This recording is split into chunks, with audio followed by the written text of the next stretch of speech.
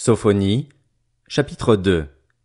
Réfléchissez et examinez-vous, nations dépourvues de honte, avant que le décret ne survienne et que ce jour ne disparaisse comme la balle, avant que la colère ardente de l'Éternel ne vous atteigne, avant que le jour de la colère de l'Éternel ne vous atteigne. Cherchez l'Éternel, vous, tous les humbles du pays, qui mettez ces règles en pratique. Recherchez la justice, recherchez l'humilité. Peut-être serez-vous épargnés le jour de la colère de l'Éternel. En effet, Gaza sera abandonnée, Ascalon sera dévasté, Asdod sera chassé en plein midi, Écron sera déraciné. Malheur aux habitants des régions maritimes, à la nation des Kérétiens. L'Éternel a parlé contre toi, Canaan, pays des Philistins. Je te détruirai, tu n'auras plus d'habitants. Les régions maritimes deviendront des pâturages, des terrains pour les bergers et des parcs pour les troupeaux. Ces régions seront pour le reste de la communauté de Juda. C'est là qu'ils conduiront leurs troupeaux. Ils se reposeront le soir dans les maisons d'Ascalon, car l'Éternel, leur Dieu, interviendra pour eux, et il ramènera leurs déportés.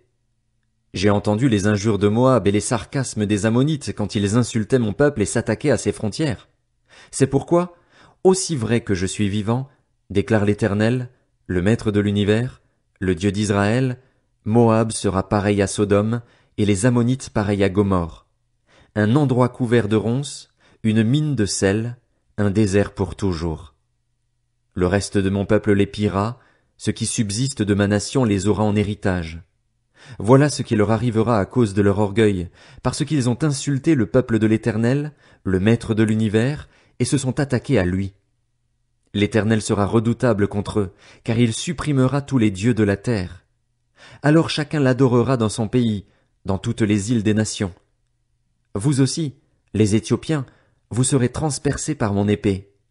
L'Éternel déploiera sa puissance contre le nord, il détruira la Syrie et il fera de Ninive une terre dévastée, aride comme le désert. Des troupeaux se coucheront au milieu d'elle, des animaux de toute espèce, même le pélican et le hérisson passeront la nuit parmi ses chapiteaux. Des ululements se feront entendre aux fenêtres. La ruine sera sur le seuil, car les lambris de cèdre seront arrachés. Voilà donc cette ville joyeuse qui siégeait en sécurité et qui disait dans son cœur, « Moi, et rien que moi. » Comment? Elle est en ruine. C'est un repère pour les bêtes. Tous ceux qui passeront près d'elle siffleront et agiteront la main. Sophonie, chapitre 3. Malheur à la ville rebelle et souillée, à la ville pleine d'oppresseurs. Elle n'écoute aucune voix, elle n'accepte pas la correction, elle ne se confie pas en l'Éternel, elle ne s'approche pas de son Dieu. Ses chefs au milieu d'elle sont des lions rugissants, ses juges sont des loups du soir qui ne gardent rien pour le matin. Ses prophètes sont des indisciplinés, des trompeurs, ses prêtres profanent les choses saintes, ils violent la loi. Au milieu d'elle, l'Éternel est juste, il ne commet aucune injustice. Chaque matin il rend ses jugements, sans jamais y manquer. Mais celui qui est injuste ne connaît pas la honte. J'ai supprimé des nations. Leurs tours sont détruites. J'ai dévasté leurs rues. Plus aucun passant. Leurs villes sont désertes. Plus aucun homme. Plus aucun habitant. Je disais, si au moins tu voulais me craindre, accepter la correction, ton habitation ne serait pas détruite. Toutes les interventions dont je t'ai menacé n'arriveraient pas, mais ils se sont empressés de pervertir toutes leurs actions. Attendez-moi donc, déclare l'Éternel, le jour où je me lèverai pour le butin, car j'ai décidé de rassembler les nations, de rassembler les royaumes, pour déverser sur eux ma fureur, toute l'ardeur de ma colère. Oui, toute la terre sera dévorée par le feu de ma jalousie. Alors je donnerai au peuple des lèvres pures afin qu'ils fassent tous appel au nom de l'Éternel pour le servir d'un commun accord. Venus de plus loin que les fleuves d'Éthiopie, mes adorateurs, ceux que j'ai dispersés, m'apporteront des offrandes. Ce jour-là, tu n'auras plus à rougir de toutes les actions par lesquelles tu as péché contre moi, car alors j'enlèverai du milieu de toi ceux qui exultent dans leur orgueil, et tu cesseras de faire l'arrogante sur ma montagne sainte. Je laisserai au milieu de toi un peuple humble et faible qui trouvera son refuge dans le nom de l'Éternel. Le reste d'Israël ne commettra pas d'injustice, il ne dira pas de mensonge et il n'aura pas dans la bouche une langue trompeuse, mais ils pourront manger et se coucher sans que personne ne les trouble. Pousse des cris de joie, fille de Sion, pousse des cris d'allégresse, Israël. Réjouis-toi et exulte de tout ton cœur, fille de Jérusalem. L'Éternel a détourné de toi les jugements, il a éloigné ton ennemi. Le roi d'Israël, l'Éternel, est au milieu de toi. Tu n'as plus à redouter le malheur. Ce jour-là, on dira à Jérusalem, n'aie pas peur, Sion, ne baisse pas les bras. L'Éternel, ton Dieu, est au milieu de toi un héros qui sauve. Il fera de toi sa plus grande joie.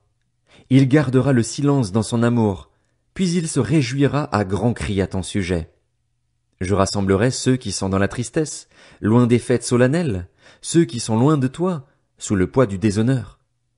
À ce moment-là, j'agirai contre tous tes oppresseurs. Je délivrerai les boiteux et je rassemblerai ceux qui ont été chassés. Je ferai d'eux un sujet de louange et de gloire dans tous les pays où ils sont méprisés. À ce moment-là, je vous ramènerai. À ce moment-là, je vous rassemblerai. Oui, je ferai de vous un sujet de gloire et de louange parmi tous les peuples de la terre, quand je ramènerai vos déportés sous vos yeux, dit l'Éternel. Agée, chapitre 1. La deuxième année du règne de Darius, le premier jour du 6e mois, la parole de l'Éternel fut adressée par l'intermédiaire du prophète Agée au gouverneur de Juda Zorobabel, fils de Shealtiel, et au grand prêtre Josué, fils de Jotsadak. Voici ce que dit l'Éternel, le Maître de l'univers. Ce peuple prétend, il n'est pas encore venu, le moment de reconstruire la maison de l'Éternel.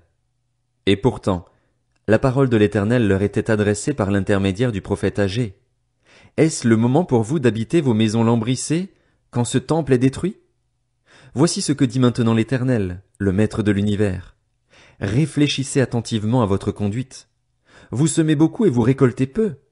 Vous mangez et vous n'êtes pas rassasiés. Vous buvez et vous n'êtes pas désaltérés. Vous êtes habillés et vous n'avez pas chaud. Le salaire de celui qui travaille tombe dans un sac percé. Voici ce que dit l'Éternel, le Maître de l'univers. Réfléchissez attentivement à votre conduite. Montez sur la montagne, apportez du bois et construisez le temple. J'en aurai de la joie et je serai honoré, dit l'Éternel. Vous comptiez sur beaucoup, et vous avez eu peu. Vous l'avez rentré chez vous, mais j'ai soufflé dessus. Pourquoi? Déclare l'Éternel, le Maître de l'univers. À cause de ma maison qui est détruite, tandis que vous vous empressez chacun pour votre maison. Voilà pourquoi le ciel a retenu la rosée, et la terre ses produits. J'ai appelé la sécheresse sur le pays, sur les montagnes, sur le blé, sur le vin nouveau, sur l'huile, sur les produits du sol, sur les hommes et sur les bêtes, sur tout le travail de vos mains. Zorobabel, fils de Shealtiel, le grand prêtre Josué, fils de Jotsadak, et tout le reste du peuple écoutèrent la voix de l'Éternel, leur Dieu, et les paroles du prophète Agée, conformément à la mission que l'Éternel, leur Dieu, lui avait confiée. Et le peuple fut saisi de crainte devant l'Éternel. Agée, le messager de l'Éternel, dit au peuple d'après l'ordre de l'Éternel, « Je suis moi-même avec vous, déclare l'Éternel. » L'Éternel réveilla l'esprit du gouverneur de Juda Zorobabel, fils de Shealtiel, l'esprit du grand prêtre Josué, fils de Jotsadak, et l'esprit de tout le reste du peuple. Ils vinrent et ils se mirent à l'œuvre dans la maison de l'Éternel, le Maître de l'univers, leur Dieu, le 24e jour du 6e mois, la 2e année du règne de Darius.